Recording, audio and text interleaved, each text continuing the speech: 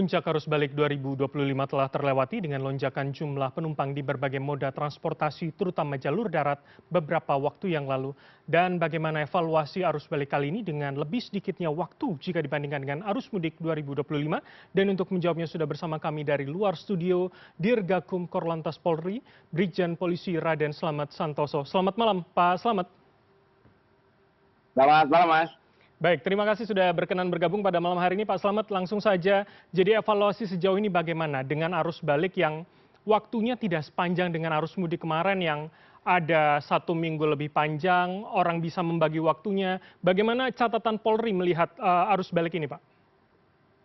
Ya, terima kasih Mas. Jadi dapat kami sampaikan bahwa begitu kemarin setelah selesai kita melaksanakan pengamanan arus mudik, kemudian kita langsung segera memberikan evaluasi terkait dengan persiapan arus balik, di mana kita ketahui bersama bahwa untuk arus balik itu rentang waktunya lebih pendek daripada arus mudik, sehingga namun kita persiapkan beberapa skenario-skenario dari mulai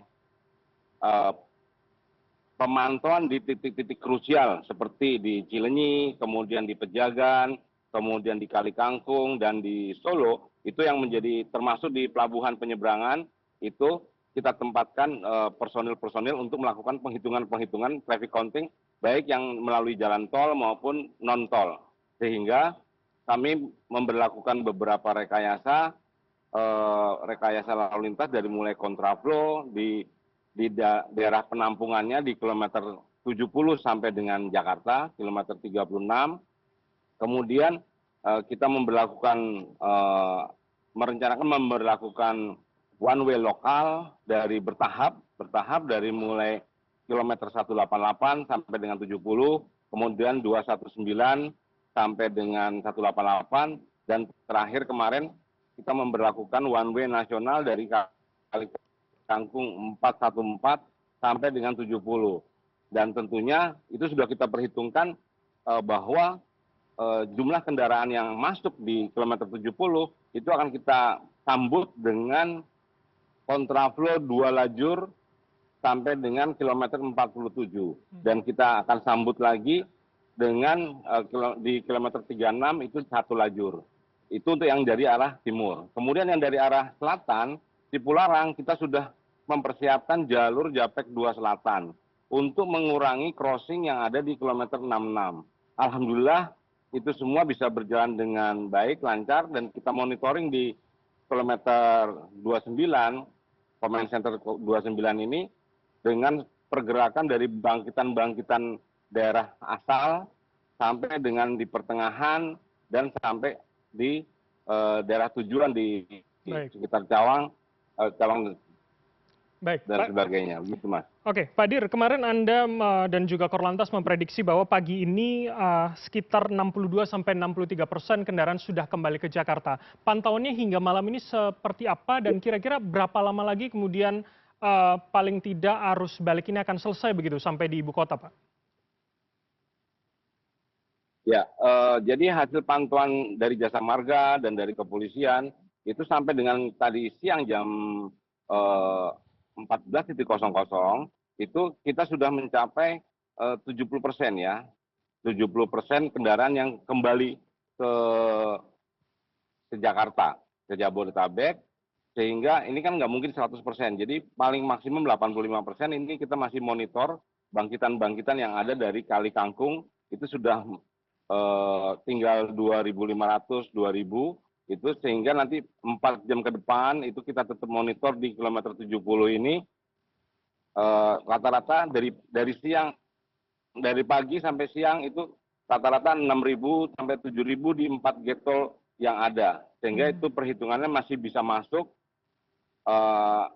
sudah sampai mencapai melebihi dari proyeksi yang awal. Sampai jam 6 itu kan proyeksinya 62 sampai 63%. Ini tadi sampai siang tadi sudah mencapai 70%. Nanti tinggal kita kelola yang kita monitor dan kelola yang sisanya. Sisanya itu mungkin sekitar 10 sampai 15% ya. Mudah-mudahan ini bisa mengalir masuk ke Jabodetabek dalam keadaan aman dan lancar. Oke, tentu harapan kita bersama lancar dan juga bertahap begitu ya masuk ke Jabodetabek. Pak, Ya, bagaimana juga soal betul. cuaca yang kemudian menjadi catatan juga adalah soal tanah longsor di jalur Cangar Mojokerto. Apakah ini juga menjadi suatu hambatan berarti pada arus mudik dan juga arus balik kali ini begitu? Ya, ini karena sinergitas ya, sinergitas dan kolaborasi dari seluruh stakeholder, akhirnya dari BMKG, kemudian dari eh, Basarnas dan sebagainya, akhirnya kejadian-kejadian yang sudah kita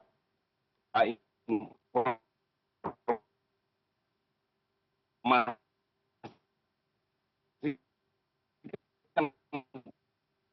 kepada masyarakat jauh-jauh itu bisa kuat. Oke, baik. Pak Slamet, Anda masih terhubung bersama kami? Ya, Oke, Pak Slamet. masih. Oke, baik. Pak Slamet, terakhir kalau begitu. Bagaimana soal rekayasa yang Anda Ya, tadi sudah menyebutkan soal one way, soal kemudian ya. ada kontraflow, seberapa itu dianggap keberhasilan oleh Polri dan bisa diterapkan di arus mudik tahun depan begitu, Pak Slamet? Beberapa rekayasa lalu lintas. Karena memang kita menyadari bahwa antara kapasitas jalan dengan jumlah kendaraan itu yang perbedaannya cukup tinggi. Kemudian katakanlah di jalan tol itu untuk jumlah lajur dari hulu ke hilir, demikian juga sebaliknya itu jumlah lajurnya beda-beda. Oleh karena itu termasuk di jalan arteri ya, termasuk di jalan arteri. Jadi sehingga karena ada bottleneck yang perlu kita eh, kelola, akhirnya kita menggunakan rekayasa lalu lintas dengan tadi dari mulai pengalihan arus, kemudian kontraflow, kemudian one way. Demikian juga di penyeberangan. Di penyeberangan kita sudah merencanakan dengan apabila terjadi cuaca yang buruk sehingga tidak terjadi penyeberangan itu smooth atau bagus, maka kita sudah siapkan delaying system dan buffer zone. Alhamdulillah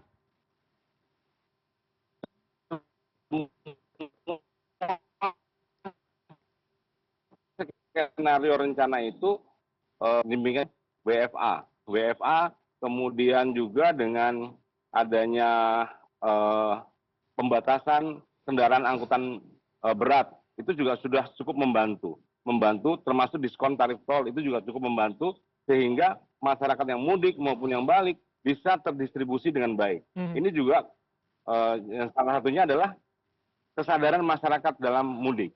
Mereka sudah terinformasi terus kapan akan melaksanakan mudik. Jadi memang betul-betul sudah di-manage dari masing-masing para pengemudi ini. Cukup luar biasa kesadaran masyarakat dalam berlalu lintas Oke. mudik lebaran tahun ini.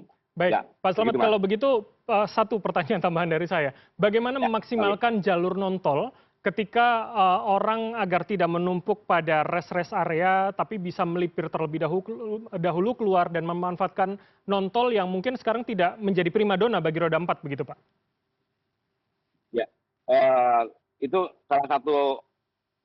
salah satu faktor hambatan adalah bagaimana kendaraan itu harus betul-betul fit, sehat. Kemudian pengemudi juga harus betul-betul fit dan sehat.